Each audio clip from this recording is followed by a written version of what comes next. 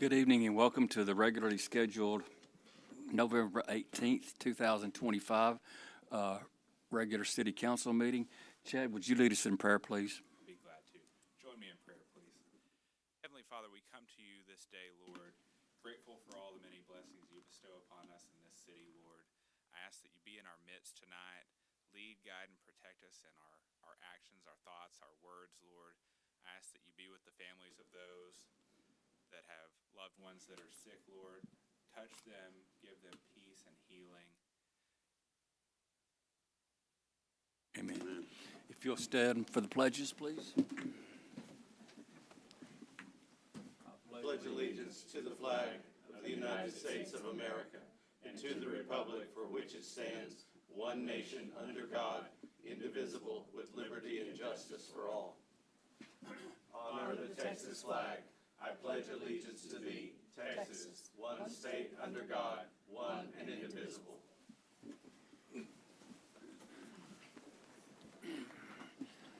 Okay, next item on the agenda is open forum. We have one open forum request tonight. It's from Mr. Andrew Harmon.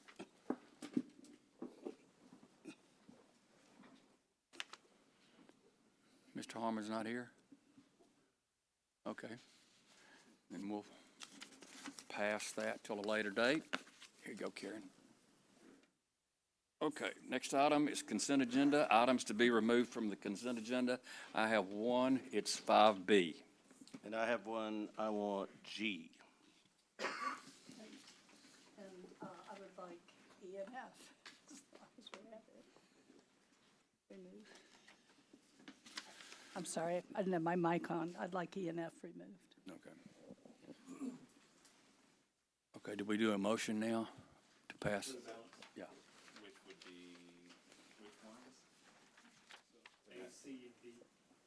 A, C, A, B, and C. No, A, C, and D. D. I make a motion that we approve the balance of the consent agenda. Second. Have a motion second. All in favor? Aye. Motion passes. First item that I pulled was 5B. I'm going to refer to Ms. Sal. Jessica, go ahead. Mayor Council, Jessica Sal, Community Services Director. This item was pulled at staff request because we did have a change to the attachment after the agenda was posted. So this is a pretty standard item for you all, comes around once a year. It is a considered budget for the Historic Restoration Grant Cycle for 2026. These grants, as kind of a refresher, have been given out by the Historic Landmark Preservation Committee and City Council since 1989. So far, we have given out almost $800,000 in these grants, supporting over $5 million in preservation. For the 2026 grant cycle, originally we received 6 grant applications. After the agenda was posted, we were contacted by one of the applicants requesting to pull their project. There was some confusion on their staff end, and they did not wish to proceed with the grant application. So what was changed in your packet was the attachment. You can see the original attachment up top with one of the grant applications for about $2,700 would have been paid out if they would have moved forward. Since they chose not to go forward, the bottom is what you would be approving today if you choose to do so. So we would, out of the $25,000 we have allocated for historic restoration grants, a little over 22 would be allocated, and then the pulled money for that 27 would roll into next year. We chose to do that rather than adding more to each project because we would have to go back to HLPC, causing our property owners to have to wait longer. So this is what we are presenting as the budget, and I'm happy to answer any questions you have. Do you need a motion to, okay. I'll move that we accept the budget, we approve the budget as presented in item 5B. Second. Have a motion second. All in favor? Aye. Aye. Passes you all. unanimously. Next item is E. Kathleen?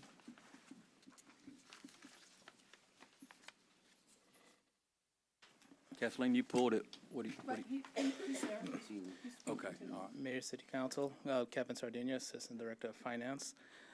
This item that we're bringing forward is to approve the application to join 2 investment pools. The city currently has 2 investment pools that it currently participates in. This will allow us to diversify.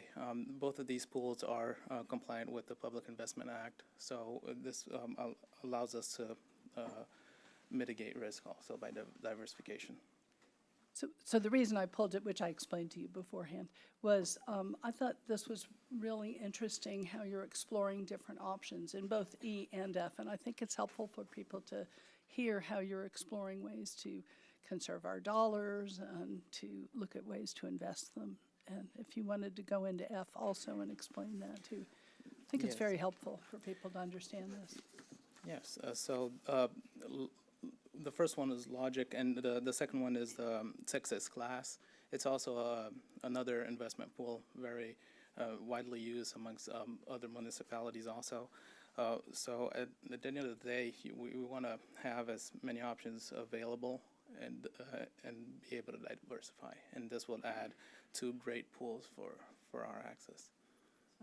I just thought that was very, very helpful to expand our investment options and I appreciate the hard work to look into that. So. Absolutely. And I know we all do, I'm just speaking. That's all. Can you take a motion for both of them at once, or do you want one at a time? Okay. I move that we approve the application as outlined in item 5E. And thank you, Kevin, by the way. Second. All in favor? Aye. Motion carries unanimously. All right, I move that we approve the recommendation outlined in item 5F. Second. Have motion second. All in favor? Aye. Motion carries unanimously. Now, item 5G. Mr. Mull. Hello, Case. Howdy. Case Opperman, Director of Public Works and City Engineer. Happy to answer any questions you might have. I don't have any questions. I just wanted to say something. Okay. I've been lobbying long and hard for us to buy local kind of stuff, and Yes, this is really good because you're going to buy from Tipton Ford, I think. Mm-hmm. And I wish we would do that more often. I know there's reasons we can't, but I just wanted to thank you guys for making an effort.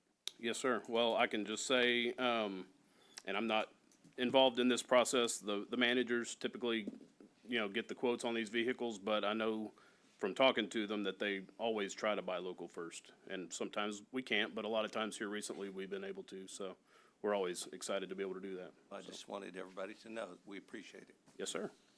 Thank Thank you. you. Any other questions? Thank you. All right. So I move that we approve the purchase of two Ford F-150 trucks and one F-250 truck from Tipton Ford, utilizing the cooperative purchasing contract 230204 in the total amount of $160,628. Have motion second. All in favor? Aye. Motion carries unanimously. Now we'll get into the regular agenda. First item on the agenda is receive a presentation from the Mid-America Baseball League concerning the Nacogdoches team name, competition, and results. Ms. Sal.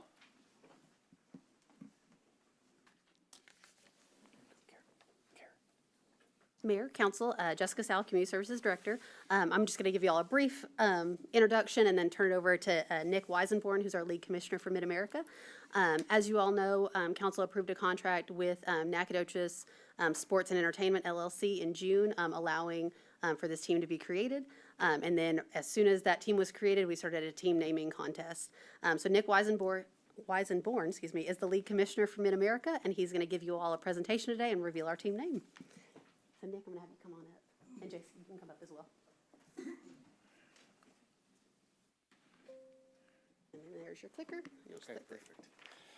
Jace, I'll let you handle that because you're going to be the one working with that. Jessica, thank you very much, and thank you, the Honorable Mayor and City Council, for giving us this opportunity. This is my third time in Nacogdoches, and I've really enjoyed my time every time I've come through. Like Jessica said, I'm the League Commissioner of the Mid-America League. This is my third year with the league, for 2 years as Commissioner and one as GM. And I wanted to give a little bit about the league, why we chose NAC, our opportunities, and then intro Jace as well. So a little bit about our league. We were founded in 2024. We are an 8-team league based out of Arkansas, Missouri, Texas, and Kansas. We play a 64-game schedule, 32 home games between late May and early August. And we are a unique league because we use a hybrid roster model. We have mostly collegiate players that play for our league, so you'll see some SFA players playing, maybe some other local colleges, but we also allow pro players to come play in our league that have maybe exhausted their eligibility elsewhere. And those players get to come play for us and try to get re-signed to maybe affiliated or non-affiliated baseball. It's a great opportunity for those players to continue after maybe they've tried and come back again. That's the basic league structure. All our players live in the market during the season. We use host families. We take care of the players with feeding them, charter travel, very similar that they would see in a Division I college baseball program. Why did we choose Nacogdoches? A couple things. One, just the community support. Jace is going to touch on this, but when we talk about name submissions, this market got 2 to 3 times the amount we've seen in any other market. So we know the passion is here. The history of Nacogdoches, I love coming to this downtown square and seeing the cobblestone streets and the square. It reminds me of my hometown back home in St. Louis, and just a great opportunity and great baseball in this area. So really excited to see what this team can produce on the field as well for the community. I always sign all my emails as we call ourselves a league of opportunities. And one of the reasons is because, like I mentioned, the hybrid roster model with opportunities for players that have exhausted eligibility to come back. But the other opportunity is for the cities that we go to. We like to go to underserved markets, smaller markets that are really going to enjoy this summer baseball as a family entertainment option, and an option to bring out their family during the summer and have a hot dog, have some family time, and really enjoy the community aspect of our games. We do promotions. We do tons of things that keep kids involved. Kids are the lifeblood of our organization, so anytime we can engage them, it's great for the community. And Jace doesn't even know this. I haven't told him this yet, but right before I walked into this meeting, I got a text that we have signed our first player for the Nacogdoches franchise, a Japanese player out of Teramasumi Tokyo University. So We'll take it. We'll take it. League of Opportunities. We're bringing Japanese players to Nacogdoches. So perfect. He's a 300 hitter, so you got a good one. Perfect. Well, like I said, Jace, we want to introduce him. He is going to be the general manager, Jace Green, of the Nacogdoches franchise. He's local from Nacogdoches. That's one of the first things we looked for when we started interviewing candidates, and I think he's going to be a great fit for this franchise. So, Jace. Awesome. Thank you, Nick. All right, we're getting used to the whole public speaking thing, so I'll keep the paper in front of me for today. I guess the arrow will control it right here. Okay, perfect. All righty. So Nick touched on the Mid-America League a little bit, Honorable Mayor, City Council, and staff. My name is Jace Green, as he introduced. I believe I know this town from having grown up my entire life here in Nacogdoches. I've got a lot of family and a lot of roots here, and sports management has absolutely always been a passion for me. It's always been a lifelong dream for me, and if you would have told me, hey, this was my opportunity at this age, I would have told you to go kick rocks. There's no way. This is an absolute dream that I'm living out right now. I've got a lot of roots here in Nacogdoches as far as the sports world. I've been up at Stephen F. Austin, did that thing for about 2 years, helped out in the athletic department there, and even played a little bit of the Piney Woods League whenever I was a little younger and could fit the helmet on my head, and didn't quite realize yet that management was for me and being on the field was not for me. So, but our goal is simple. We just want to put smiles on people's faces and through entertaining them, and whatever the score says, we want people to just leave and be happy. And a lot of people around here have heard us say, if our fans leave here and they don't know the score of the game, then we've done our job. So that doesn't go without saying, winning is going to be very important. We're going to put together a championship organization and hopefully a championship team together on the field. And as he mentioned, I'll take whatever I can get. A 300 hitter from Japan is a good start. So, but we're here today to announce the name of the Nacogdoches team. It was important that the community took ownership and had a major part in deciding that. And over 10 weeks with 2 different rounds of voting, we had over 2,000 submissions. And he talked about, this was out of the 4 expansion teams, this was the most voted on out of any of those. And that includes Beaumont, Texas, which it beats us by a couple thousand people, and Bryan, College Station, Texas. We had more submissions than them as well, which is outstanding. It's incredible. But we had an internal criteria list for three things for the contest. The name must reflect history and the city of Nacogdoches, must be unique name, and y'all can imagine around Nacogdoches, we had plenty of uniqueness come in the submissions, so there was no end to that, and it must be a name that kids and families will embrace. So without further ado, I will present to you the Nacogdoches Niners. Here's our logo. Here's kind of what we're going with as of right now. Thank y'all. So the name Niners, it pays homage to the 9 flags of Texas that we've had fly over our city and state. The main character of the logo is the white-tailed deer, which is deeply tied to our local heritage and the forests that surround our community. I know a couple of y'all have probably seen them running around. And the mounted shield in the back is filled with some of the colors and designs of some of those flags that have flown over Nacogdoches. So that's just some of the context behind the logo. Here's some of the current hat designs that we have. As far as our logo and our lettering logo, we have the overlapping N with the red and the navy blue and the Lone Star right there in the middle. I think it's a really crisp logo. We've been working on that for a good while, and those are going to be the hats. Here are our jerseys. We've got 3 different designs as of right now. We've got our home uniforms there on the left. The middle ones are going to be our away with the Nacogdoches across the front. And the jerseys on the right are going to be an alternate that we will also be wearing from time to time. So those are the 3 designs that we've come with for now. And for those of you who are wanting an official hat, cap, and t-shirt, we will be getting those ready on our website to be ordered at www.nacniners.com. So keep an eye out for that.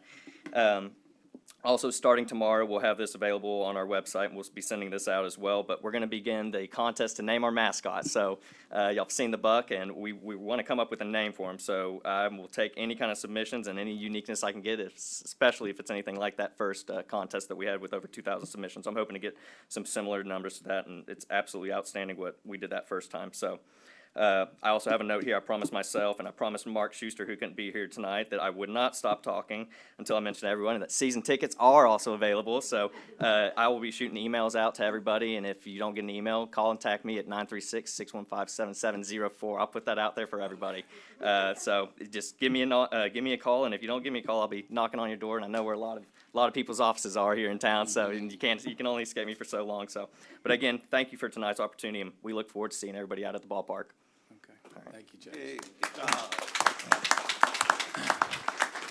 Jace, I'll just tell you and the commissioner both that on behalf of the city of Nacogdoches, it's quite an honor you being here. Yes, sir. And we're going to do everything that we can to support this with attendance. You provide the entertainment and the wins. Yep. And we'll do everything we can to get them there. I'd like for, you have been here all your life. Yep. And I'd like for you we'll start by introducing your grandfather and your grandmother. Joe, if you'll stand up, you and Jane. And Yep, there's my grandparents, Joe Max and Jane Green there in the back. So they're the ones that kind of keep me tied here, and the ones that kind of kept me from leaving, definitely. So and we love it here. then your mother and daddy, John and Destiny John Green. and Destiny Green there Yeah. in the back, and Yeah. then my girlfriend Leona Dela Cruz. She's sitting there. She's a little shy, doesn't want to stand up, but we'll get her up. Well, So anyway, thank you very much. And, Absolutely, thank your you. daddy will probably have a name for that buck. yeah, he'll have something. We probably won't be able to use it, but he'll have something. So that'll be that. But thank y'all for y'all's time. We really appreciate it. Thank you very much. Just have one question. Yes. Who submitted the winning name? Who did submitting? I can get with did? Mark on that. I think we actually had more than one you did? person who submitted the Niners. So it was Okay. it was a great submission, and I thought when we were looking at some of those final names that I know some of y'all saw, some of them a little bit more Interesting. yeah, a little bit more interesting. Maybe had a little bit more bad bite to them, but I think this one it explains the history of the town, and it really represents us with like it should. So I'm really excited for it. Thank you. Thank you. Awesome. Very much. Okay, thank you again very much. Okay, next item, item 6B, CVB Annual Report and Marketing Plan. Ms. Ashley Morgan.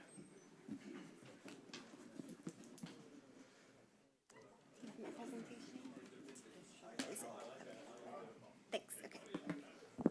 Good evening, Mayor and Council. Ashley Morgan, CVB Director. Really excited about the baseball team, obviously, in the tourism department, and I will say I was at least one of the submissions for the Niners name, so I'm gonna claim that early. Y'all heard it here first. I'm waiting for my season tickets. They should be here soon, right? All right, so tonight we have our presentation. We do an annual report with you to let you know what we are doing with the hotel occupancy that funds our organization. As a reminder, we are funded by 72.5% of the hotel occupancy, so not quite all of it, but the bigger majority of it. And at the end of the presentation, I'll also go over our budget and the changes that we have for this year. As a reminder, our mission and purpose, this is set by our board of directors that you all appoint, is to position Nacogdoches as a historic destination by attracting overnight visitors and positively affecting the city's economy. The Nacogdoches Convention Visitors Bureau encourages, enhances, and promotes tourism-related business and special events in the Nacogdoches area. Just wanted to get our staff faces in front of you. I believe I have most of them here tonight. Oh, I have all of them, 5 out of 5. So I'm the director. Mike Bay is our visitor services coordinator. Natalie Dunn is our creative content director. Lauren Pennington is our group sales and services coordinator. And Cheryl Bartlett is our accountant. And then I have our board members listed as well, but I won't go over them because you appointed them. So just in review, 2024 and 2025 were a great year for us. We became fully staffed with the hiring of Lauren Pennington, who joined us just about a year ago, actually, so we have loved having her. We've advertised in over 7 publications. That's just print. We've also advertised in several digital publications. We updated a billboard on Highway 59 North near Lugnuts, and we launched our new website. And soon after launching that new website, we actually won People's Choice and Judge's Choice for Best Website at Destinations Texas Annual Conference. That was in September. We were really proud of that. People's Choice was voted on by our peers, and then the Judge's Choice, sorry, let me go back. People's Choice was just our budget category, which is between $500,000 and $1 million. So it's an honor, but the biggest honor is Judge's Choice, which is overall, so up against larger cities who submitted their websites as well. So we were really proud of that one. And then we discontinued the VisitNac app. This was a board decision. We were seeing less and less usage of the app, and the majority of the usage were people locally, and just by state law, we're supposed to use our funds that for people out of town. And so it wasn't really serving its purpose anymore, and we decided to reallocate those funds.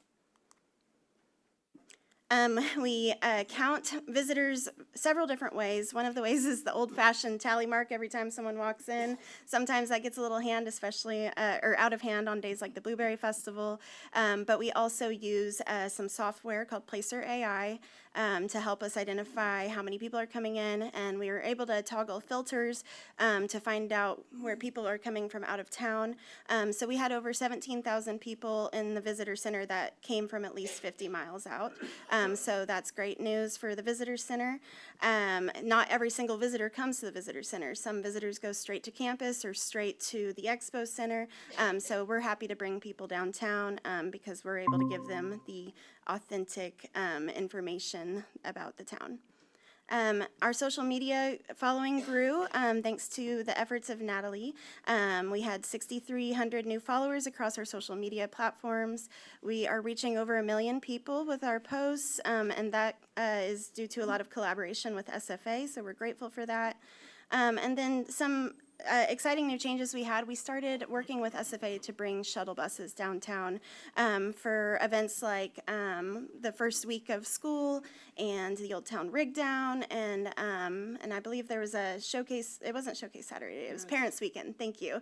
I was like, which one was that? But we've heard incredible results from downtown business owners. We saw it in the visitor center ourselves. We had pictures of people on campus lining up to get on the buses, and they had to order another bus to come bring people because there were so many people wanting to come downtown. So we were really proud of that partnership.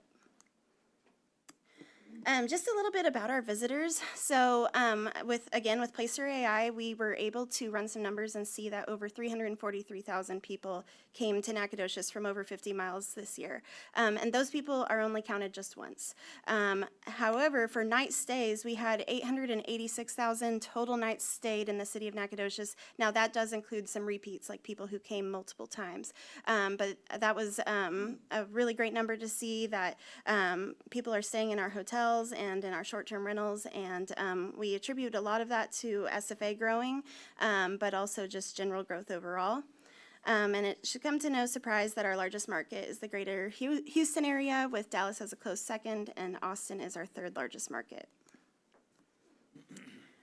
This is just a breakdown of what I just told you, so you can see the largest amount comes from the Houston area and then Dallas. And you can see the other communities.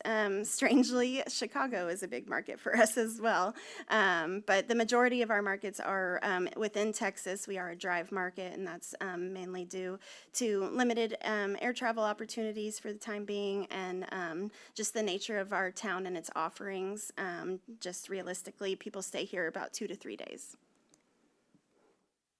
And this again says what I just said. The majority of people stay 1 to 2 days, but then we do have a decent amount of people staying 3 to 7 days, and obviously not too many staying longer than that, but does anybody stay longer than that? And then this is just a breakdown of their salaries, which I thought was interesting. It helps us understand who we're marketing to and where to advertise, so just annual household salaries.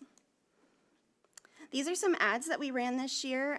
So we have done what I call a gentle rebrand. So just kind of refreshing our logo. This came along with our website. We worked with the website developers to identify some more modern colors and fonts that help us tell our story while still, like I said, staying, historic and cultural. And, we don't want just boring fonts everywhere.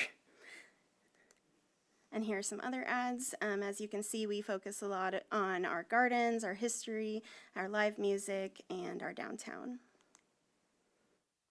So here is our marketing plan for the year.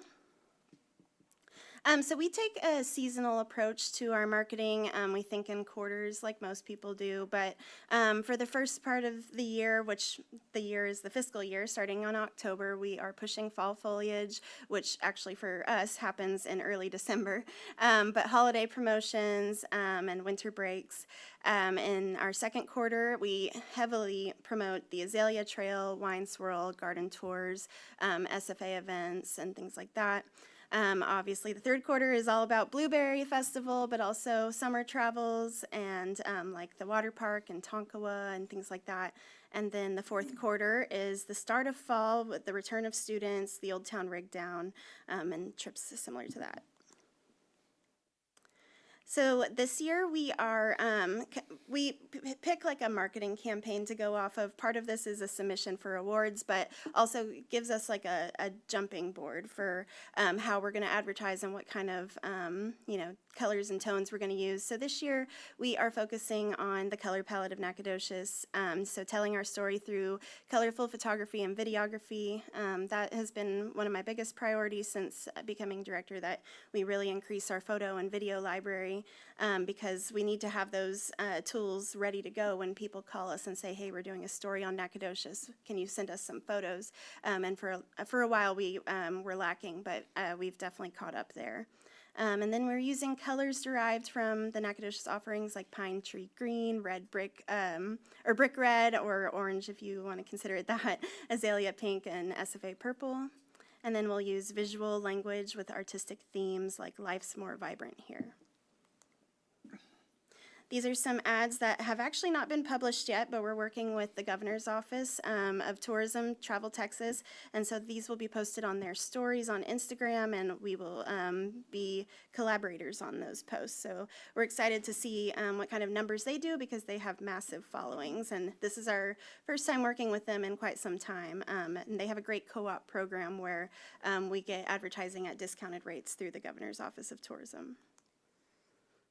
So some priorities, sorry, for 2026. We're going to increase the number of creator and blogger visits. So this is something called user-generated content. It really resonates with people more these days, where it's not so much a paid ad that's polished and perfect. It's people's experiences told by them on their respective social media pages, and then they tag us so people know where to find us. But for instance, we can hire a creator to come to the Blueberry Festival and experience it from their point of view and tell it to their followers, which is beneficial for us and more authentic.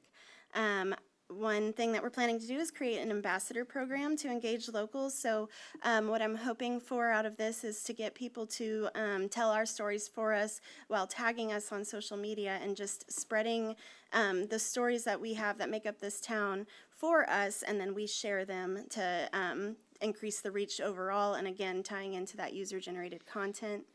And of course, always increasing occupancy at both hotels and short-term rentals. We are looking to update technology and audio capabilities in the visitor center so that we can host more meetings there at the visitor center, because it is a smaller space than our partners can offer. But a lot of people like to have board meetings or retreats in a historic environment, and we're in the center of everything, so it just makes sense. And then obviously continuing to work with SFA on student and parent offerings to increase stay lengths.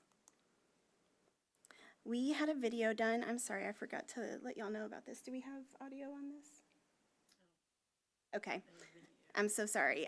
You can find the video on our YouTube, but we did have some videos done this year just to tell the story of Nacogdoches again and increasing those photo library offerings. And some of those videos will be posted with the Travel Texas Governor's Office as well. Oops, sorry. All right, so now I'm going to go over our budget and then open it up for any questions. So really quick, before I get into the budget, I just wanted to give you all some background information. So tourism supports 980 jobs in town directly. Indirectly, it's much more than that. Tourism accounts for over $2 million in tax receipts, and that's lodging, food, beverage, retail, and fuel. And just for the year, hotel occupancy was about 52%, which is average. Of course, we want to see the number higher than that, and it was higher in months like September, especially around Parents' Weekend, and in the spring months as well. And currently there are 67 short-term rental properties inside the city limits, and they were at about 33% occupancy for the year. And just letting you know, we have a new Holiday Inn Express coming. I'm sure you've seen it. And then there's a Home2 Suites in development. And so moving on to our budget. So in fiscal year 2024 to 25, we budgeted $670,000 and $625. And then for the year of 25-26, we are budgeting $734,500. I told y'all this last year, we actually brought in more than that, but I budget conservatively, and that's mainly because, like I said, for hotel occupancy throughout the year, several of those months were negative, and that has me worried. And I think part of that was just overall people uncertain about, traveling, politics, tariffs, etc. But it's getting better, but still, when we were planning the budget, which was in the summertime, we were still thinking, let's be rather conservative, so we did not utilize the full amount that was essentially offered to us. We just budgeted for less again, but it is an increase from last year, and I wanted to highlight where those increases are going.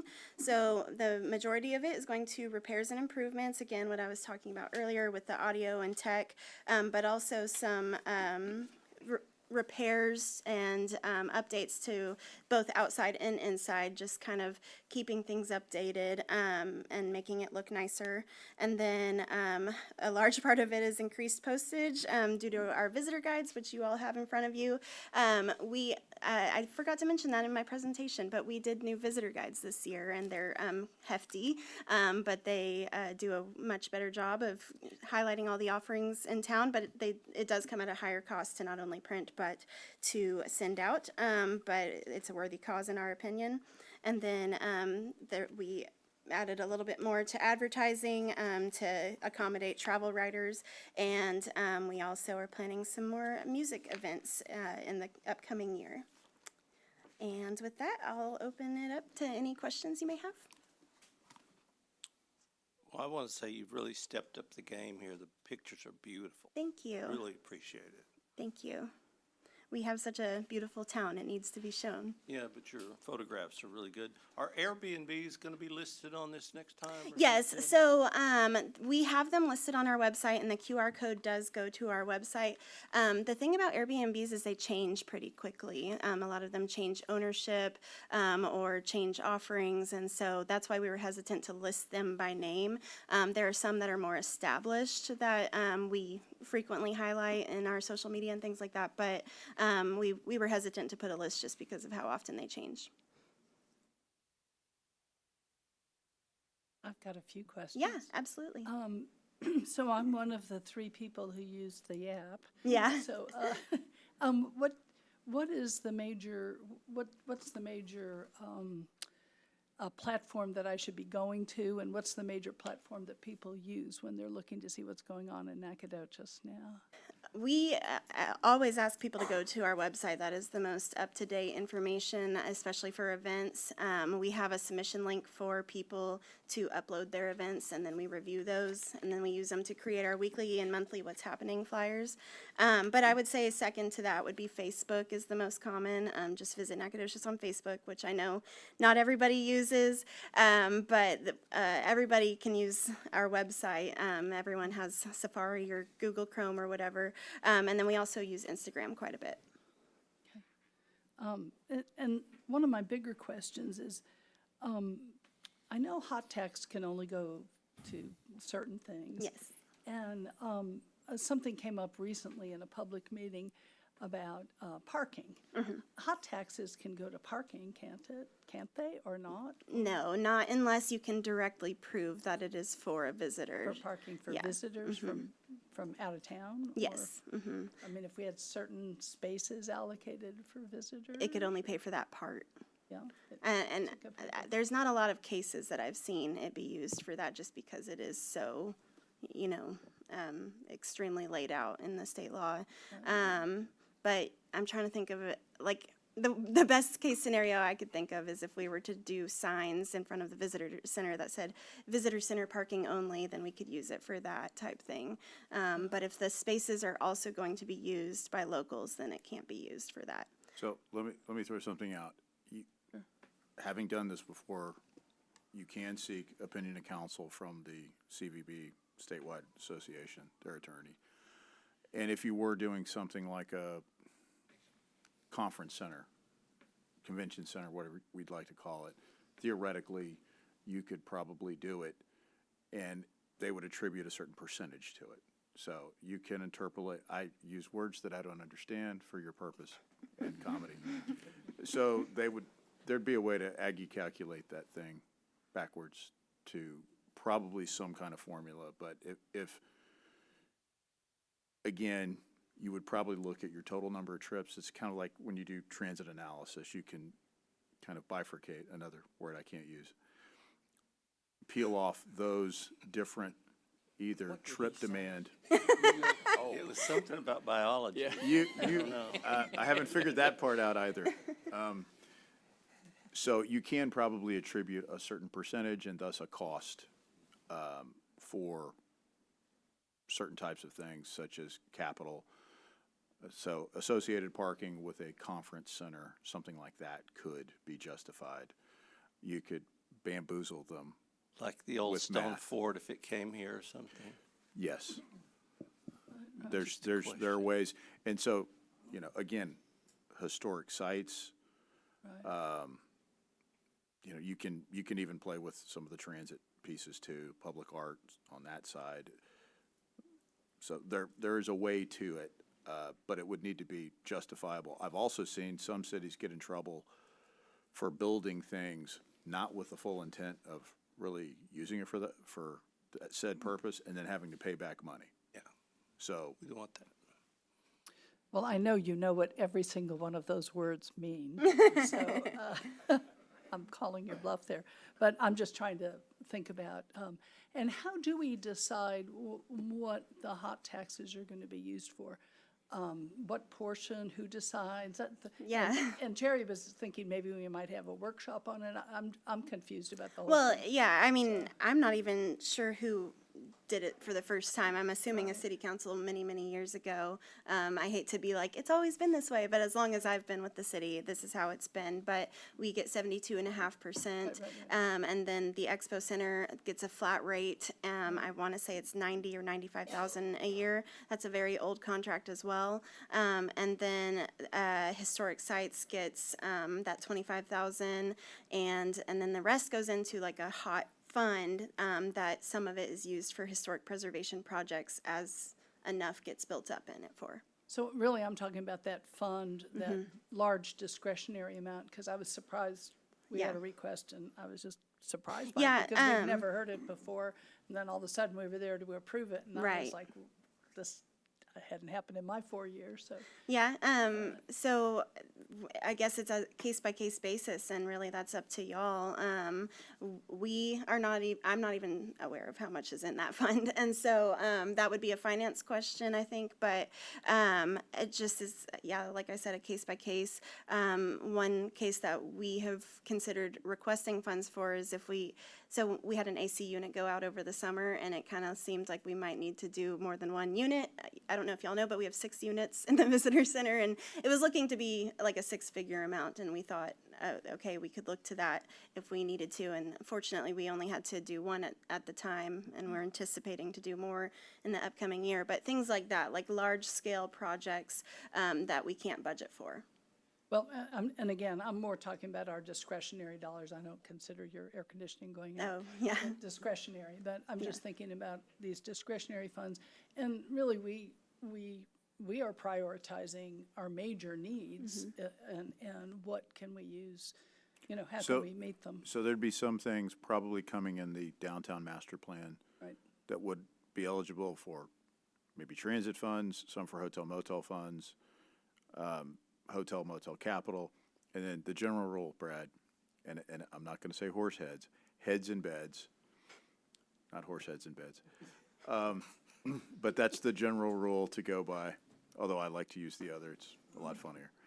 So, You're The net- bifurcating again. yes, my head, I know.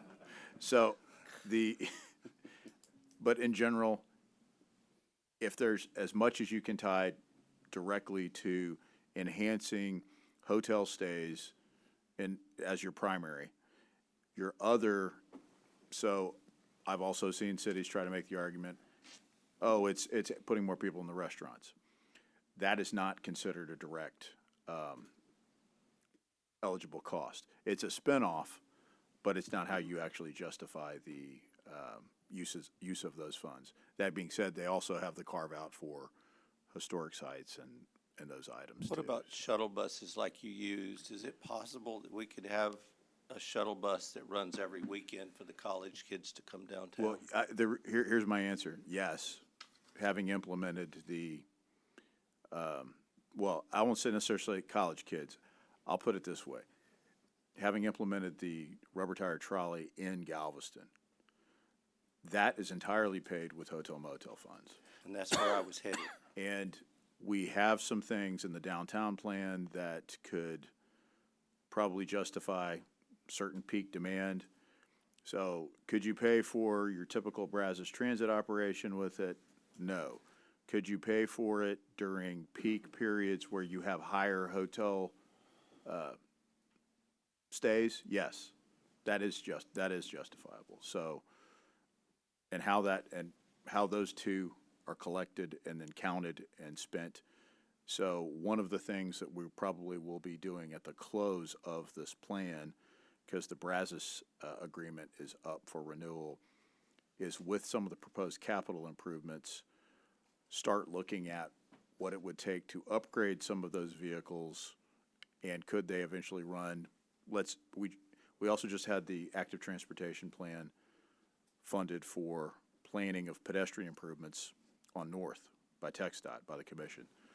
So your idea of running Mound right by your house in that big I'm gonna sell lemonade. dumpster there and the lemonade stand, to downtown and then coming back up north towards the campus. Those are the type of things that we would try to target that for, especially evenings, weekends, and special events and so I forth. think it But would not make a just big special difference. events. You can justify it at your higher peak periods using hotel modes, because that's when you're at higher usage for those patrons.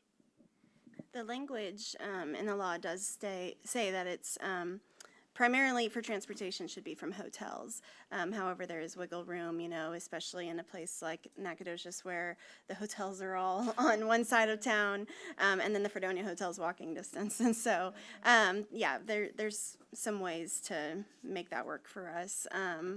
But were you going to say something? Well, no, I still don't understand who decides, how the money is spent and where it, but I can wait for that, and maybe there'll be proposal coming from the city that will include that, or I don't understand. We can it yet. identify eligible items.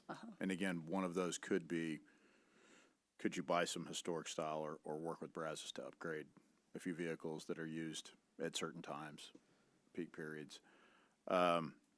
Yes, you can run past the hotels as part of that, but you also look at where you're getting your highest and best use. So is it one route? Is it more than one route?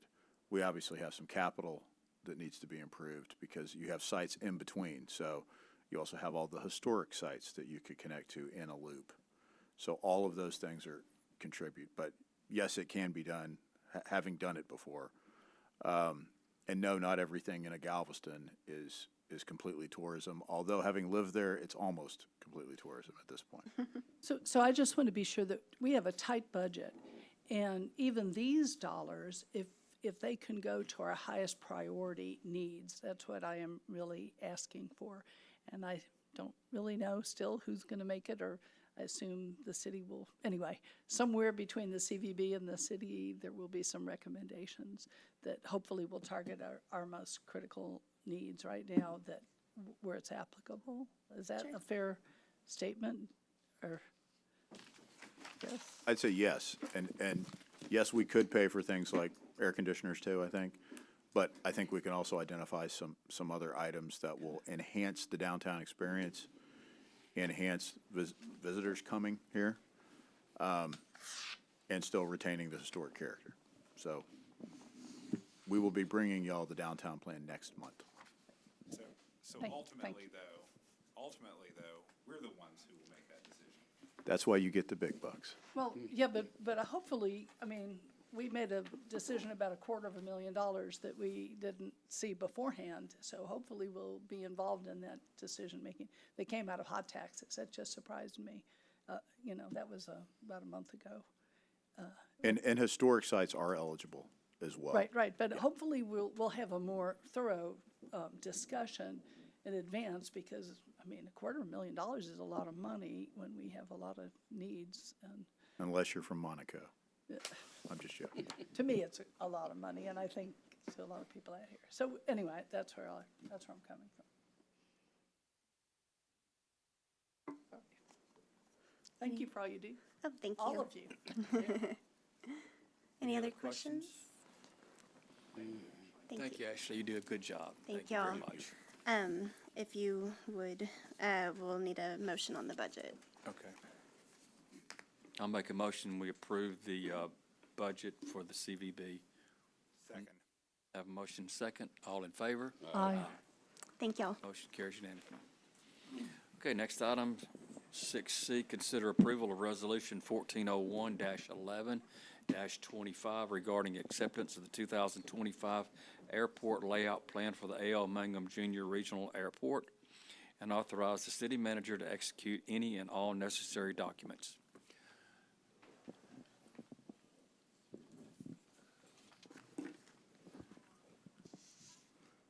Thank you, Mayor and Council. I'm Colin Smith. I'm your airport manager.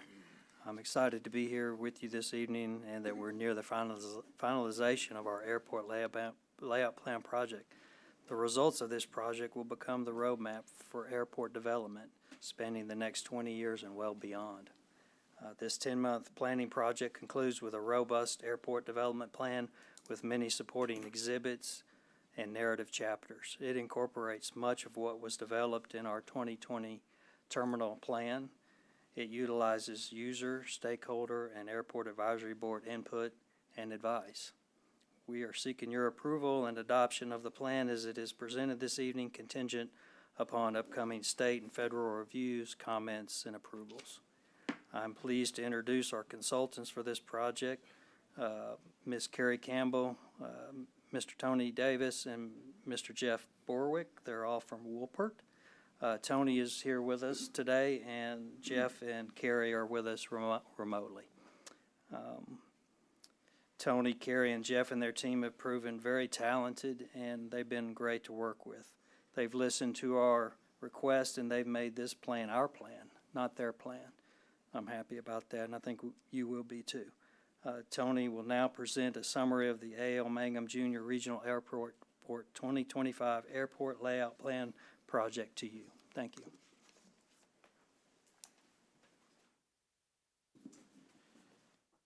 Thank you. It's a pleasure to be here and happy to present as he said, your airport layout plan. An airport layout plan is, as Colin suggested, a 20-year vision for the airport. We've taken that a step further. We're looking beyond just 20 years, but I'll identify some of the key aspects of the plan for you tonight. First of all, I'd like to point out that, an airport layout plan is intended to be a representation of the safe and orderly operation of the airport over a 20-year period. We look to the airport management, airport board, tenants and users to provide advice for us to create this plan. As Colin said, it's your plan. We feel that the airport users, the management of the airport knows it better than we do. So we're just trying to share our advice, our recommendations, having done this for years, and what meets standards, what meets demand, and how we can help get you to the future for the airport. What's important to note is that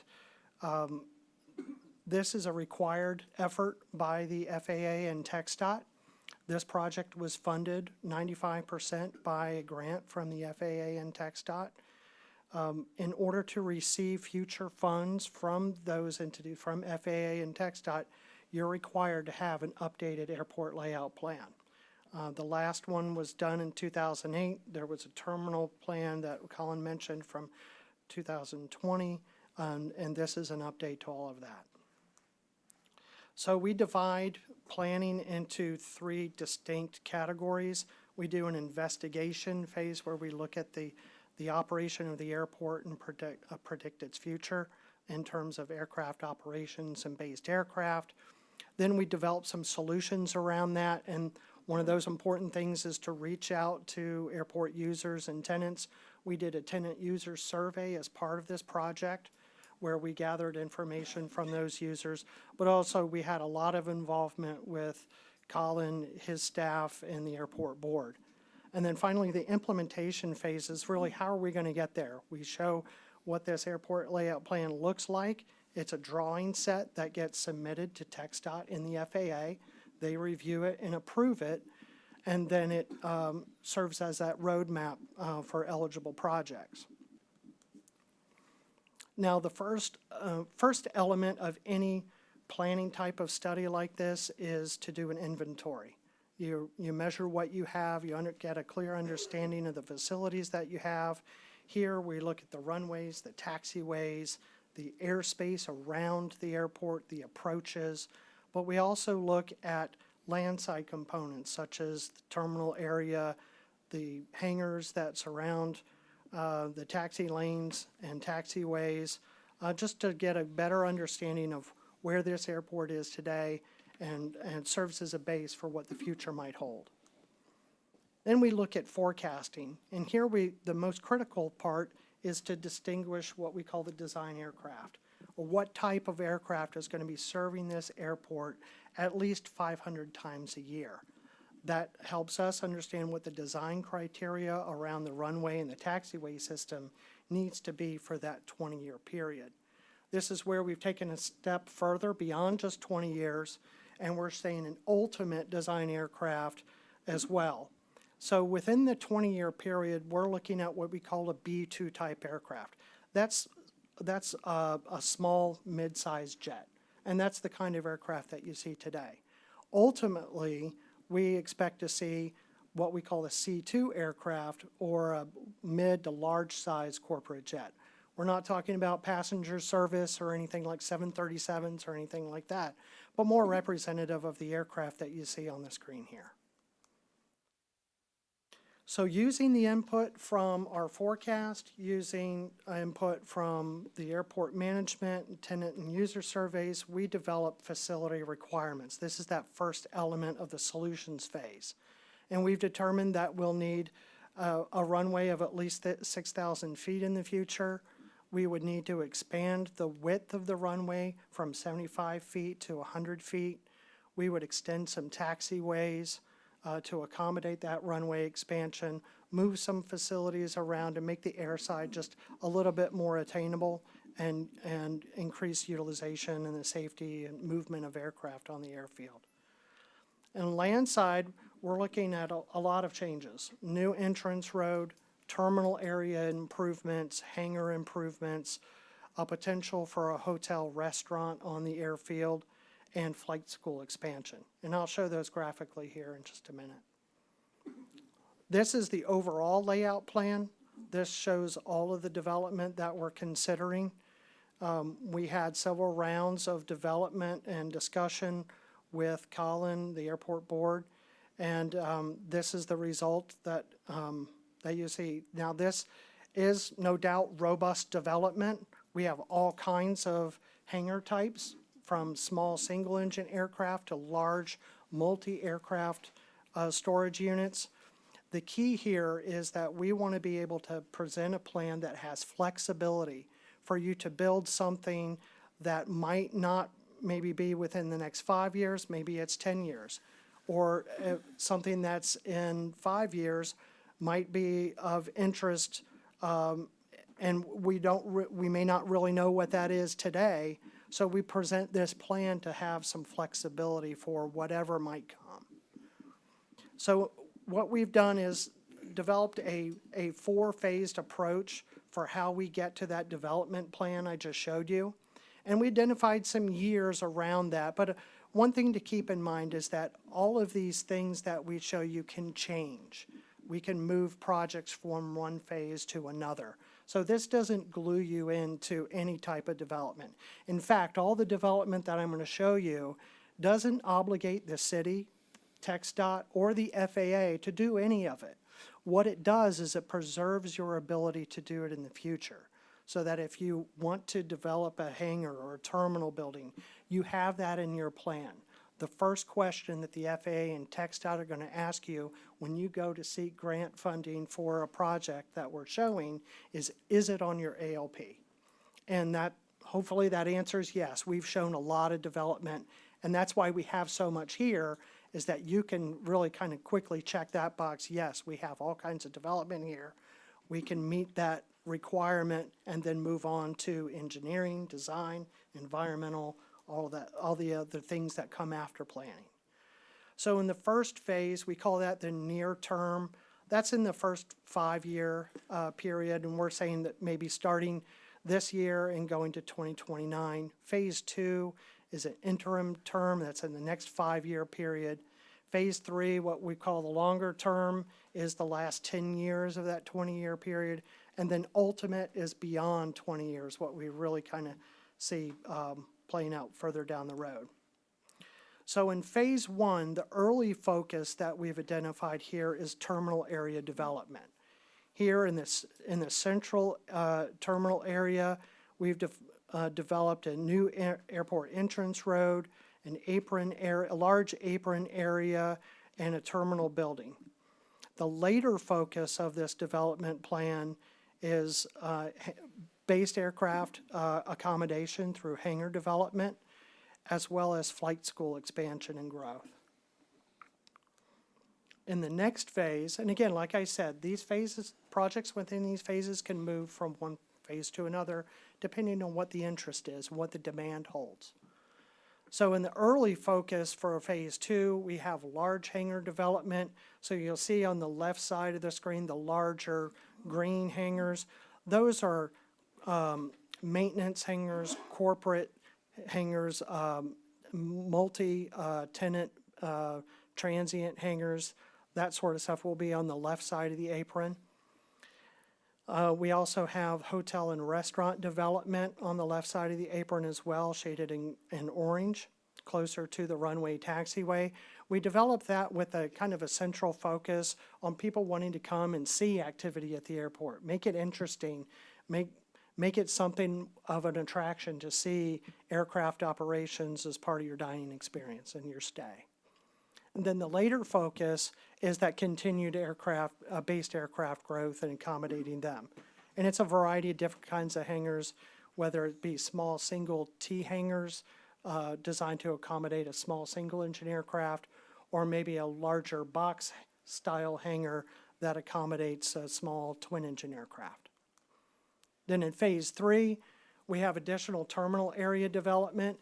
In phase one, we're developing half of the terminal building, and then as activity of the airport grows and the need for additional businesses there, we expand the terminal building in phase three. The later focus of phase three, we have additional based aircraft growth, things to accommodate additional activity, such as an airport traffic control tower. And then in the ultimate phase, we're really kind of centered on the airfield, expanding the airfield to accommodate that ultimate design aircraft that I mentioned, that medium to large size corporate jet. We have options to extend the runway on either end. And then we also have on the center of the drawing highlighted in red, various taxiway connector projects that would go to help meet FAA design standards for runway taxiway connection. So what we've done is developed high-level planning cost estimates for all these projects. Again, they're high-level, they're based in today's dollars. And what I'll point out is that this sheet shows the eligible funds that could be put toward projects. So similar to our project of updating the airport layout plan, a lot of the funding for these projects can come from the state or the FAA. So what we're showing here is how much of that money could potentially come in the form of eligible projects. Some projects are not eligible. For example, hangars, fuel farm systems, things that generate revenue or are exclusive to one person or one company, those generally are not eligible for FAA grants. But things like runway projects, terminal projects, apron areas, those things are eligible. But that does not guarantee that you're going to get that money. It just means that it's an eligible project, but it's all really based on the kind of money that the FAA and TxDOT have at that time to give you for that project. So that's what I've tried to say here, is that not all of this money from the federal and state level, or the share that we've identified here, not all of it is likely going to come from them. It's going to have to come from either private investment or engagement with the federal and state government to identify or earmark projects for this airport. So there are funds that can be earmarked, what we call discretionary money, that can be sent to this airport for funding those eligible projects when you may not normally get them. So it really involves a lot of outreach with TxDOT and our congressmen and senators. So the next steps in our airport layout plan here is to incorporate the final input into the plan. We have finalized our report and the airport layout plan set, and it's ready for review by TxDOT. From TxDOT, then it goes to the FAA, and they review it from an airspace perspective to make sure that the approach surfaces are clear on either end of the runway. And then lastly, we print and post all of the materials on our project website. You can see all of our current project materials on the nacogdochesalp.com website. but those will also be printed and sent to the airport in final draft form when it's complete. So we like to kind of keep our rendering and our artists busy sometimes. This is a rendering of the full build-out of the airport. You can see a lot of different style hangars, runway extension. This is what the airport could look like in the 20-year plus time frame. So do you have any questions? I've got one question. You said the last time that we had a plan was in 2008. Yes. Did we do anything with it? Some of that development may have been done. I don't think I saw anything from the runway, but there may be some facility developments that have been done. Do you know, Colin?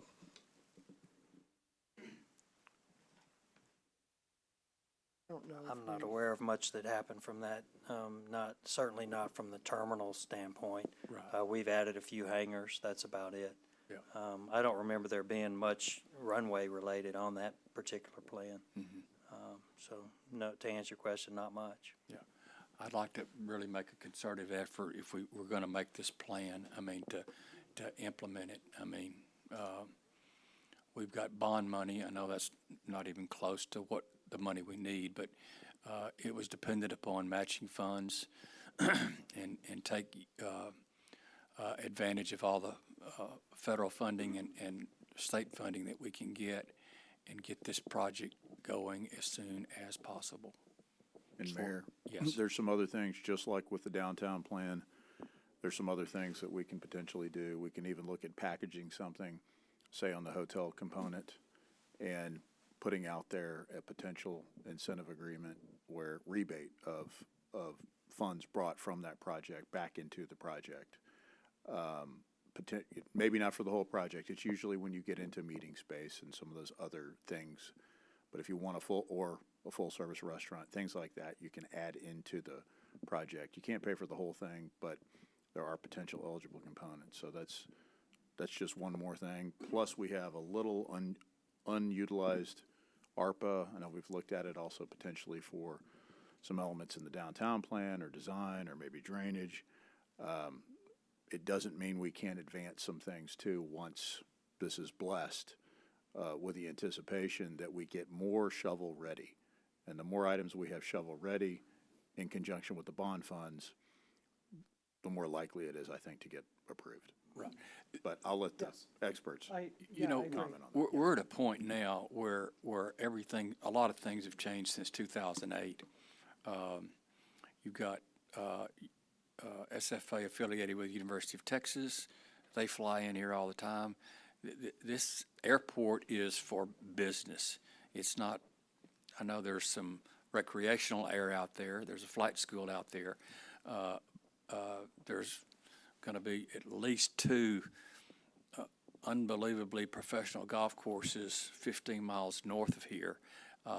You hate for them to have to fly into Lufkin and then drive over here, or fly into Longview and drive 40 minutes to play golf and spend the weekend. So I think time is of the essence if we can just get this going as soon as possible, you know. Well, and that's the intention behind showing so much robust development on this plan. It gives you that opportunity to further those projects when you're ready. Right. When there's that demand, when it's justified, it's on your airport layout plan and you can move right into design. I think it's already there, you know, so. Have we done anything with the bond money that was allocated for the airport? We spent a little bit, I think. Well, part of it paid for this plan, The match. our match. That's money well spent, I think. Right, we just paid long as it doesn't $300,000 of it, of bond money towards the runway rehabilitation project. Okay. That was our match for that project. Other than that, no, we haven't spent much of that yet. But we deliberately, because of the spend requirements and the timeline for the bonds, had it set up for the third tranche to get past this phase. Okay. So we can get towards, it doesn't mean we can't, I can't remember if we included any more design in phase two of the bonds. I don't think we did, but we have some other potential funds that we could use to advance some things.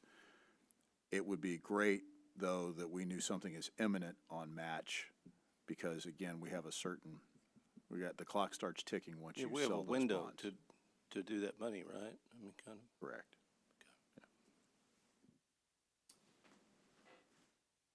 I Thank have you, a few Colin. questions also. Yes, ma'am.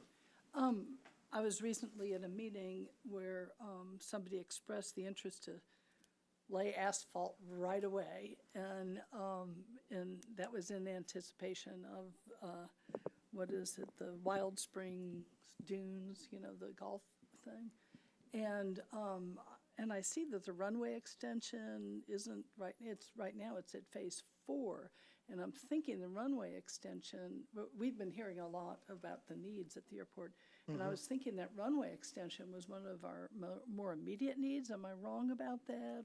Well, I And the think- widening, those runways are really what people are. For that class of aircraft, and I'll let you address that in terms of likely timing with TxDOT approvals and being able to get that versus where we could go ahead and get to work in terms of maybe locally directed, some of the apron work.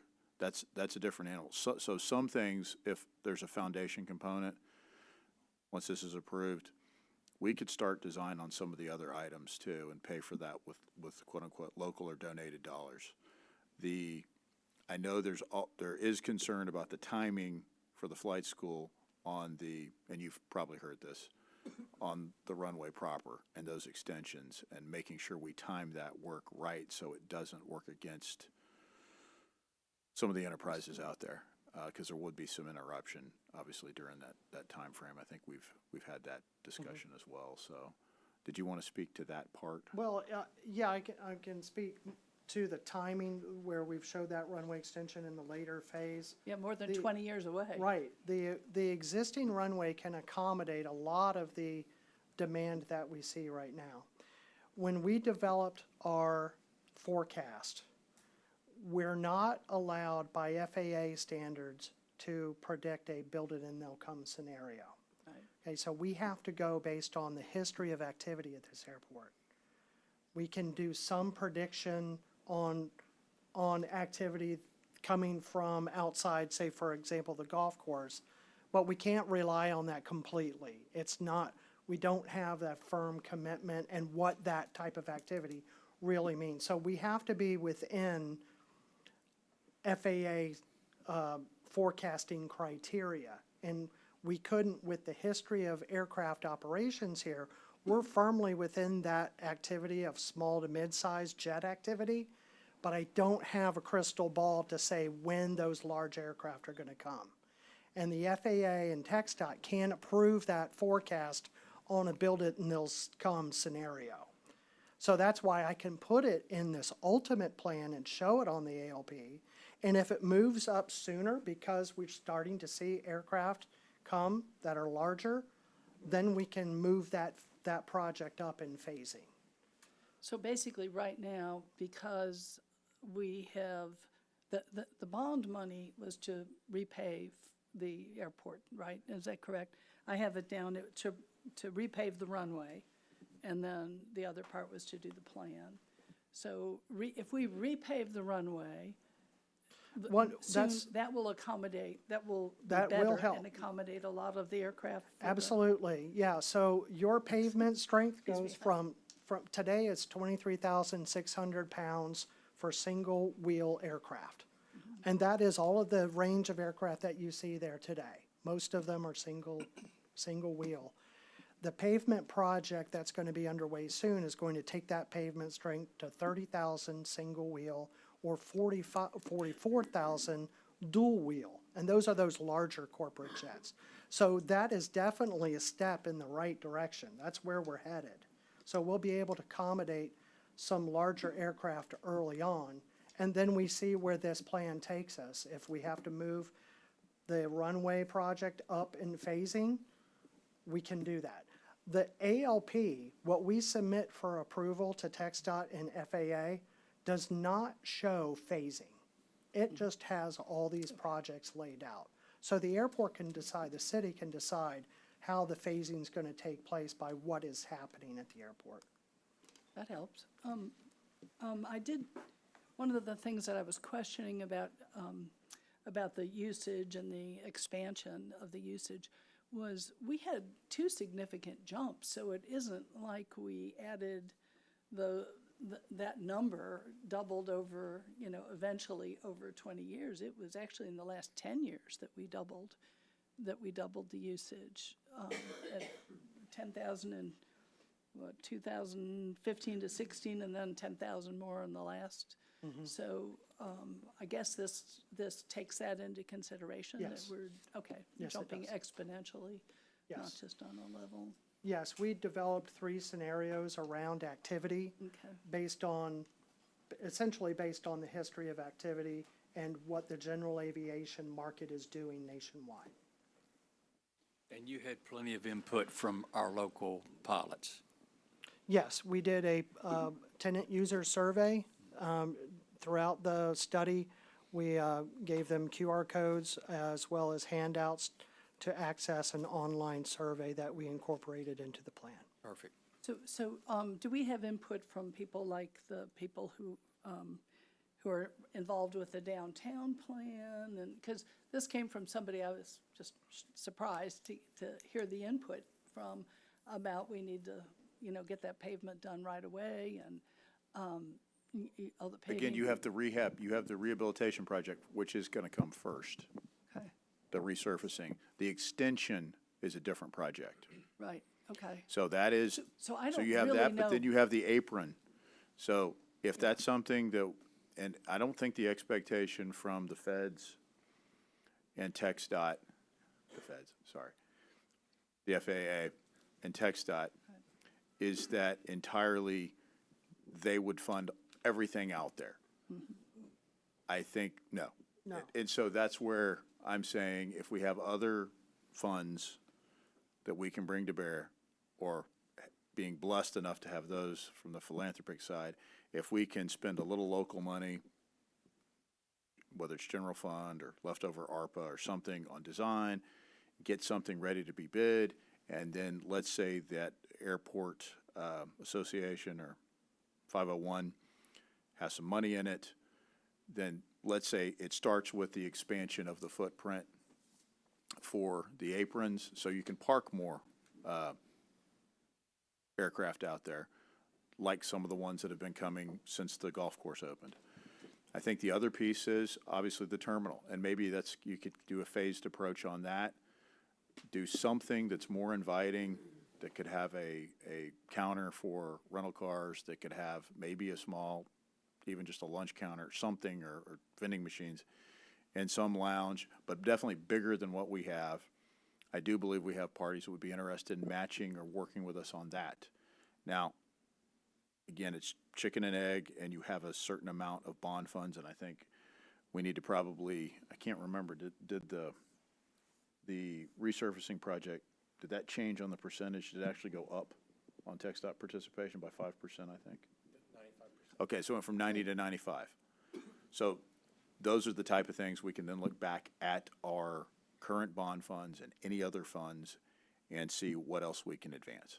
Well, if you, I know you got a lot of input, I know you got it from pilots, and if you would just check with the members of the Type B Corporation, the people who serve on that, and the people who are working you with downtown, just individually call them and double check and make sure. And there's a little overlap with some of those. There's a lot of And the overlap. airport That's okay. folks, No, yeah. those are the two that I care about, that we actually talk with them and make sure that this is what they see. We might could get a Hooters restaurant out there. Because they have wings? Sorry. That was quick. But you understand what I was asking of you, Rick, that double check and just make a couple of calls and just be sure that this is what. I can be serious there's and no problem. multitask and be funny at the same time, yes. Yeah, right. I don't consider the other comment very funny, but. So what we're trying to do right now is advance the airport layout plan, adopt the resolution tonight, so we can move forward with considering any future project. That's right. As such, I will make a motion that we approve Resolution 1401-11-25 regarding the acceptance of the 2025 airport layout plan for the A.L. Mangum Jr. Regional Airport and authorize the city manager to execute any and all necessary documents. I'll second. I have a question before we vote. Will you go ahead and make sure that those bases are covered in this plan, that those people are contacted? Yes, and we plan to have a few people from those respective committees together pretty soon to see how everything's aligning anyway. So we've already started trying to schedule some meetings, so yes. And if there needs to be, based on those conversations, some kind of Prioritization. or some Yeah. kind of amendment or something else, I would like to include in that you can be authorized to modify it if there needs to be something based on those conversations. Is that okay? That's not the motion I made. I I made know. a motion that Would we you- approve it as presented. And you got a second. Okay. I will bring back to y'all their input and for subsequent implementation consideration. Yep. Okay. That'll do. We have a motion second. All in favor? Aye. Motion carries unanimously. Thank you very much. Thank you. Okay, next item, public hearing. Discuss and consider action on zoning case ZON 2025-13 regarding a zone change from A agricultural to B1 local business on a portion of 2 tracts of land approximately 4.31 acres plus or minus in size, more particularly described by Nacogdoches Central Appraisal District, parcel 24725 being lots 44D and 44F, City Block 54, and generally located northwest of the intersection of Park Street and Northeast Stallings Drive, Nacogdoches, Texas. Mr. Paulette. Good evening, Mayor, Council. Juan Paulette, City Planner. So the subject properties are located northwest of the intersection of Park Street and Northeast Stallings Drive. The parcels are currently wooded and undeveloped, and the applicant is requesting to extend the existing B1 local business zoning across both tracts to allow for development of an office facility. The subject properties are currently split zone between agriculture and B1 local business, as shown on the left side of the map. The applicant is requesting to rezone the western portion from agricultural to local business so that both tracts share the same zoning designation. This change would allow the zoning to be across both parcels under common ownership and provide consistency for future development. The comprehensive plan designates the subject properties as commercial on the future land use map. This designation supports retail, service, and office uses such as shops, restaurants, and professional offices. The proposed B1 local business zoning is consistent with this designation, supports the goal of encouraging appropriately scaled commercial development along Northeast Stallings Drive. And this is a picture of the subject property from Park Street. And the commercial office to the south. And this slide shows the types of uses within the 200-foot notification area. Staff sent out 7 public meeting notices to those property owners and 8 notice postcards to property owners within 200 and 500 feet. We have not received any responses for this request. A neighborhood meeting was coordinated at the Recreation Center on behalf of the applicant. One of the neighboring residents attended the meeting with general questions but did not object. At the P&Z meeting, a resident noted an error in the map included in the neighborhood meeting notice.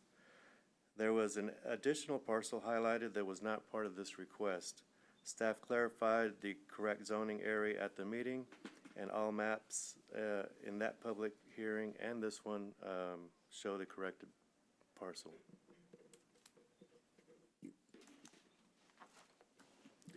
Staff believes that this request meets the conditions for approval as stated in the staff report, and the Planning and Zoning Commission heard this on November 10th and approved the item, and I'll be happy to answer any questions after the public hearing. Okay, this is a public hearing. I'll open the public hearing for any comment. There being none, I'll close the public hearing, and we'll go to council discussion. Any council discussion? If not, I'll entertain a motion. I'll make a motion that we approve zoning case ZON 2025-13. I'm at the right one, aren't I? Yes.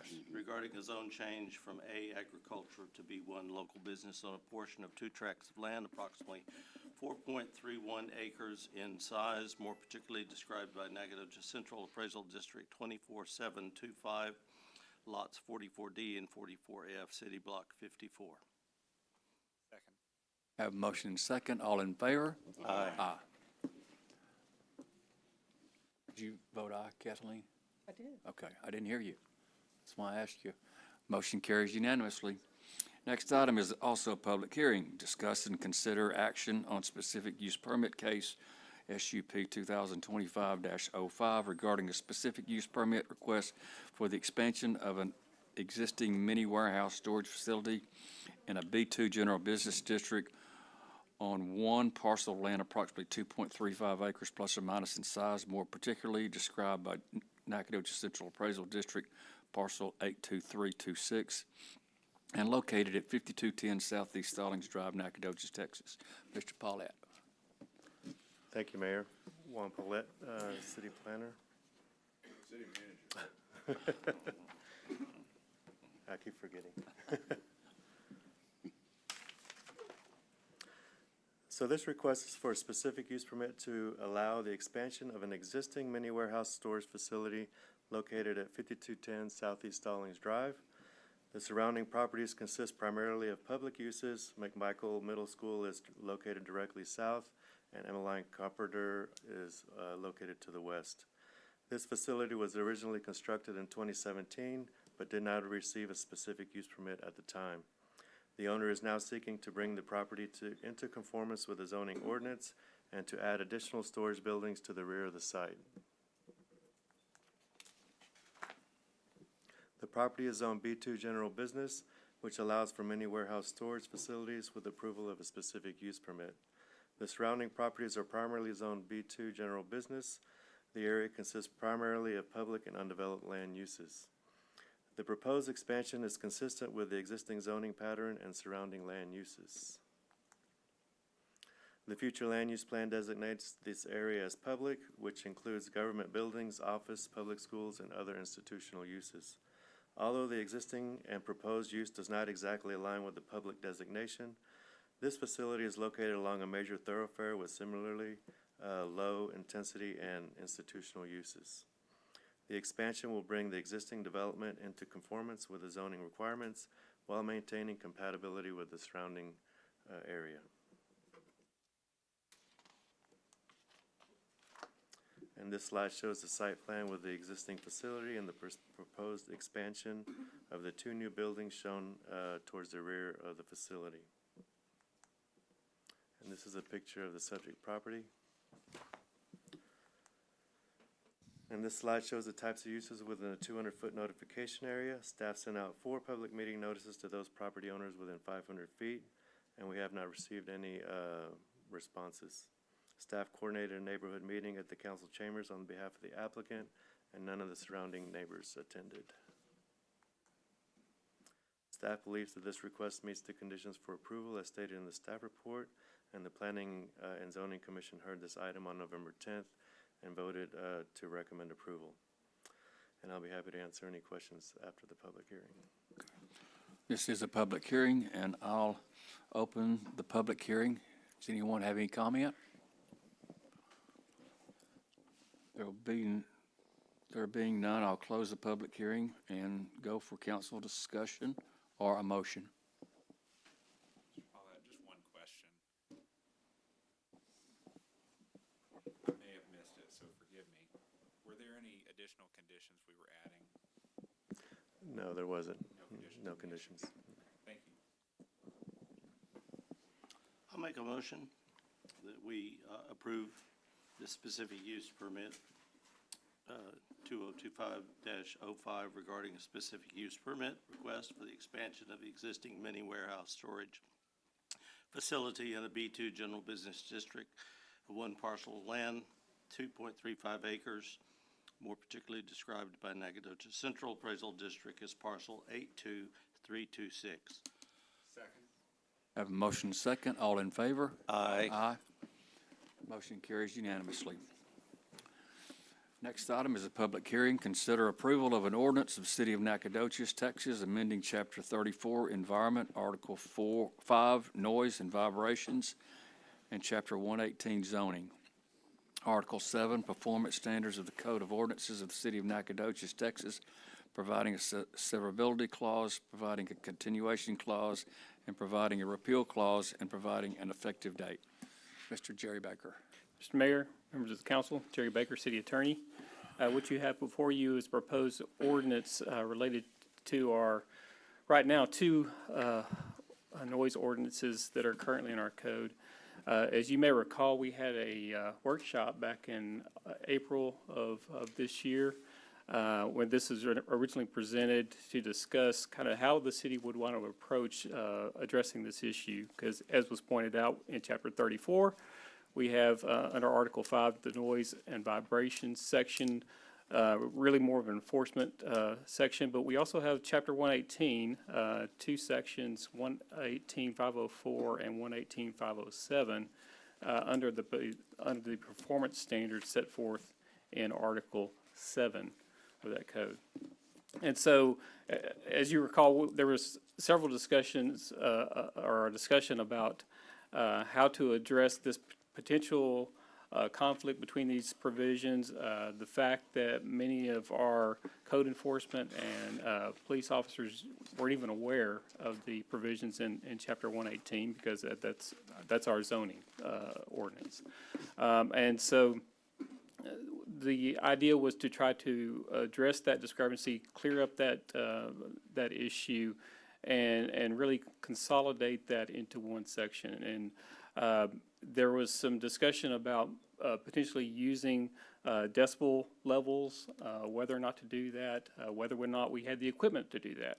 And so part of the discussion was to, after the workshop, was to allow the police department to have the opportunity to obtain a decibel meter and do a series of tests and see what they determined.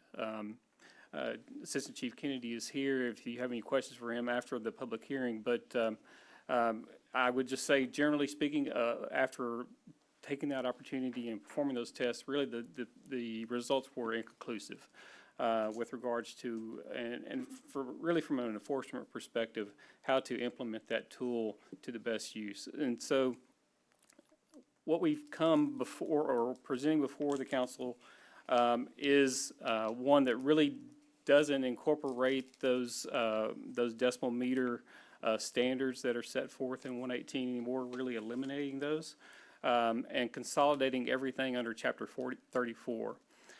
Because this part of this amendment includes an amendment to our zoning ordinance that had to be presented to the Planning and Zoning Commission for their recommendation. The council may recall that this matter was on a previous agenda.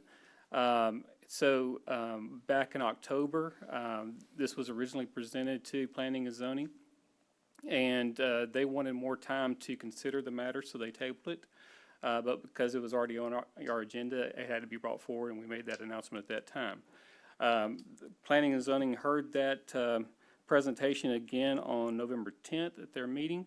And after hearing the staff presentation, including a thorough discussion from Assistant Chief Kennedy about his findings, the P&Z unanimously approved and made that recommendation to the council for approval.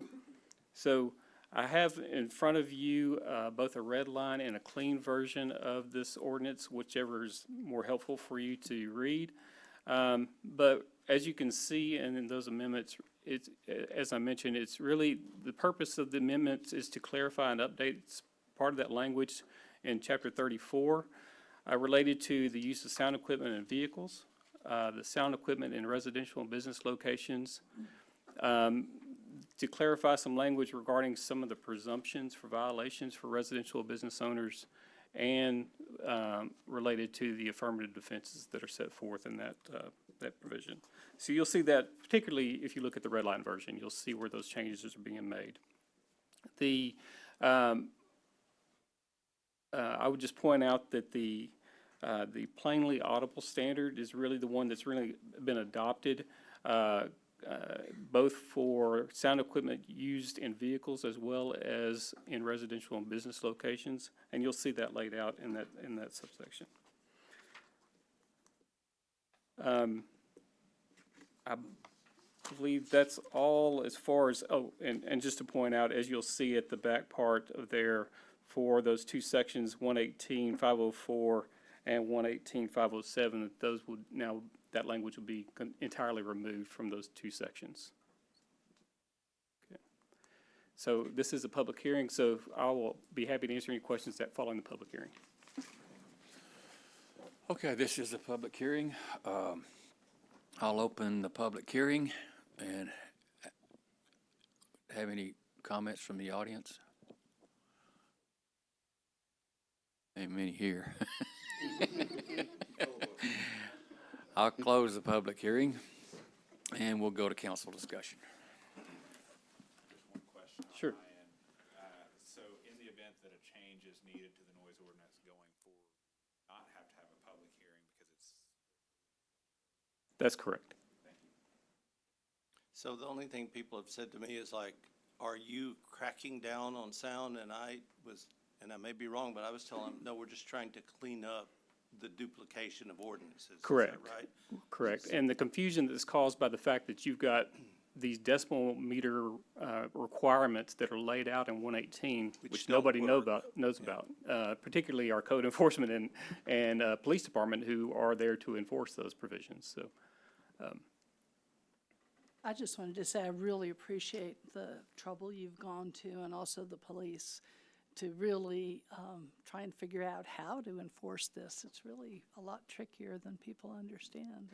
And anytime you're dealing appreciate with, we're talking about noise, but when you're talking about the production of sound, you potentially invoke First Amendment issues, and so you do have to be careful when you do address these kind of things. So you'll see those in the affirmative defenses that are laid out, and there are certain requirements if those kind of First Amendment rights are being exercised, so what we can do in response to that. So we don't want to interfere with anybody's First Amendment rights, although at the same time, we don't want to allow noise such that is defined to interfere with everybody else's enjoyment of this community.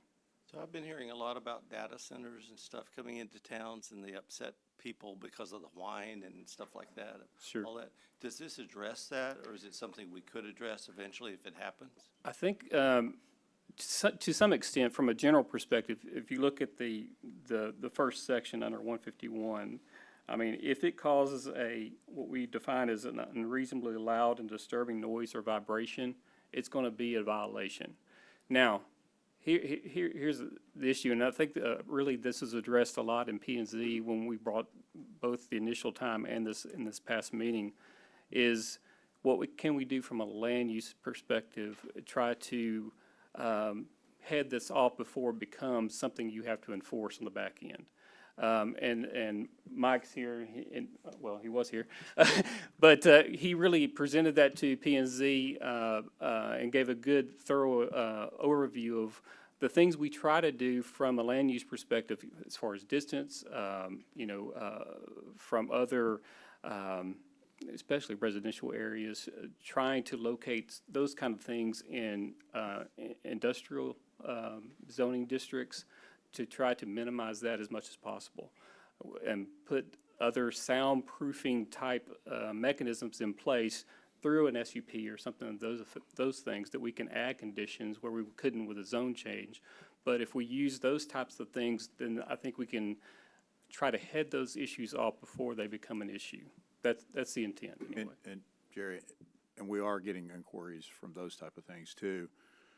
And I think the tough thing is, and I don't even know if it's been tested on the part of the health code too, because in some cases I think there are parts of the state even in Texas, where you've had both data centers and, I don't know about Bitcoin mining, but in big battery pack facilities, where it's not necessarily a really high, there's a constant droning of some type, even farm animals move away from Whales. it.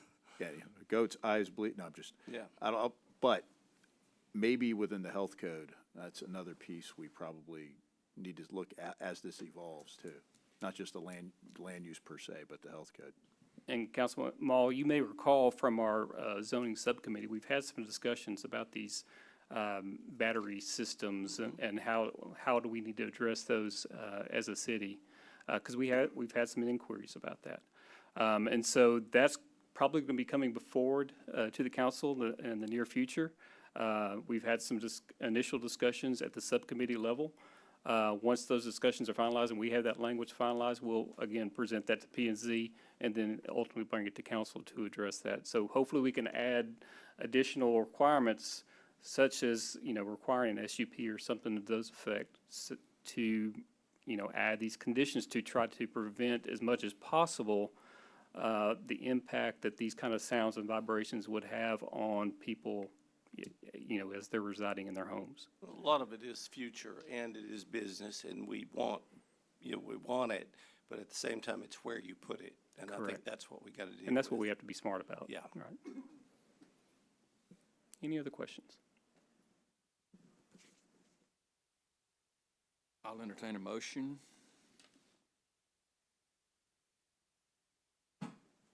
I'll make a motion that we approve ordinance of the City of Nacogdoches amending Chapter 34 Environment, Chapter 5 Noise and Vibrations, and Chapter 118 Zoning, Article 7 Performance Standards of the Code of Ordinances of the City of Nacogdoches, providing a severability clause, providing a continuation clause, and providing a repeal clause, and providing an effective date. Second. Motion and second. All in favor? Aye. Motion carries unanimously. Okay, this is not a public hearing. Consider approval of the ordinance of the City of Nacogdoches, Texas, amending Chapter 94 Taxation, Article 4 Hotel Occupancy Tax, Division 1 generally, and Division 2 Assessment and Collection of the Code of Ordinances of the City of Nacogdoches, Texas, providing a severability clause, providing a continuation clause, and providing a repeal clause, and providing an effective date. Mr. Mayor, members of the council, Jerry Baker, City Attorney. So what you have here before you is a proposed ordinance amending portions of Chapter 94, specifically related to the assessment and collection of our hotel occupancy tax, or HOT tax for short. As we were looking at some issues related to some delinquent payers of the hotel occupancy tax in this past year, it was noted that portions of our current ordinance were a bit outdated. So there had been some updates by the legislature, specifically related to the assessment of interest on any kind of delinquent payments of this tax. Under our current ordinance, as you will see in the red line portion in front of you, there is a 60-day basically waiting period before that interest is assessed against the delinquent taxpayer. And that has been changed and modified by the legislatures to eliminate that 60-day period. So it applies immediately. So what we wanted to do primarily, and what prompted this, what you have before you, is that change. That's what really prompted us to come forward tonight, was to do that, as well as update some other things as we went through portions of our ordinance and saw some other things that were a little bit outdated. We wanted to bring that up and make that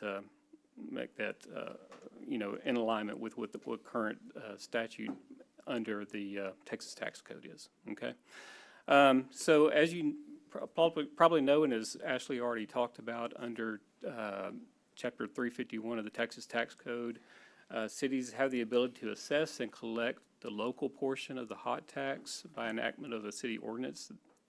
Our city of Nacogdoches has done that by adopting an ordinance which is incorporated into Article 4, Chapter 94 of the Code of Ordinances.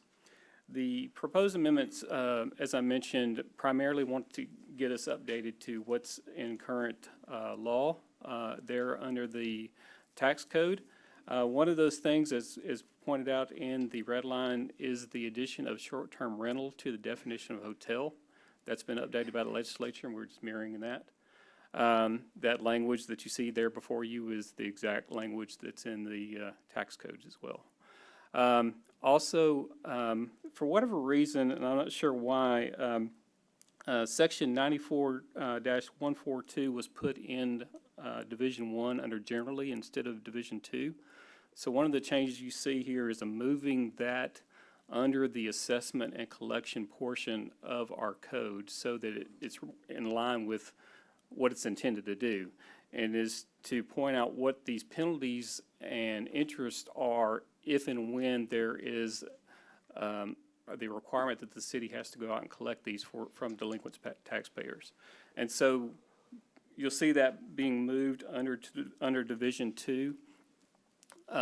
And as I mentioned, the interest can be immediately assessed upon the delinquency instead of after 60 days. And as you can see, not only was that language moved from Division 1 to Division 2, but there's a separation from what I would call civil penalties, the late fees and interest, and what I would call criminal penalties, which are the fines that we see under our ordinances. And that was really kind of intermingled in our current language, and I wanted to separate those two out so it was a little bit more clear. There's also some additions so this is what we're currently doing right now is the deadline for payment that they have to pay that before the last day of the month, following the month the tax is collected. And we just wanted to put that and make that clear in the ordinance itself because it was done by practice. It just wasn't stated in our ordinance. And also the removal of Section 94-177. I'm uncertain why that was included, but it's duplicative of Section 94-179, and 179 actually mirrors what's in the tax code. So I wanted to stick with that instead. Any questions about any of these revisions? No, we've discussed this, sorry, you're gonna do open discussion? No, it's public different, hearing, okay. yeah. Well, we were discussing originally like inspections and different codes for Airbnbs, and is that in here, or is that a different discussion? No, that would be a different matter. You may recall we did a workshop on whether or not we want to require permitting for short-term rentals as part of our ordinances. We don't have that currently. That was there was a discussion, it was kind of tabled because there were some questions raised, but this change right here the only relation, so to speak, is the addition of the term short-term rental to the definition of hotel. And the only reason that's changed is because the legislature made that change and we wanted to mirror that. So this is not related to that discussion that we had in that prior workshop. So what is the practical effect on, it's no effect on hotels, but it is an effect on Airbnbs or not? So, well, it really is what they're doing already. So short-term rentals are already paying hot tax. But again, we just wanted our ordinance to reflect what the state law is requiring. There's no change, I mean, practically speaking. What about impractically? What do you mean, practically speaking? Well, it's already being collected from the short-term Okay. rentals. But nobody's gonna call me and say, this is, I can't promise you that nobody's gonna call you and complain, but. because that's all I'm worried about. They find me in the grocery store. But this does not require the permitting of short-term rentals that we were talking about in that earlier workshop. Nothing that we're talking about here tonight. All it does is, again, put the term short-term rental under the term hotel. But it's not raising their taxes or anything like that. They are already paying that They're paying- tax. Right, that's Yeah. what I mean, same tax. So we just wanted to codify it, Okay. what they're already doing. I'll make the motion that we approve item 6G as written. Second. Have a motion second, all in favor? Aye. Okay, that concludes tonight's meeting. Thank you, everybody, for coming, and God bless this great city of Nacogdoches, Texas.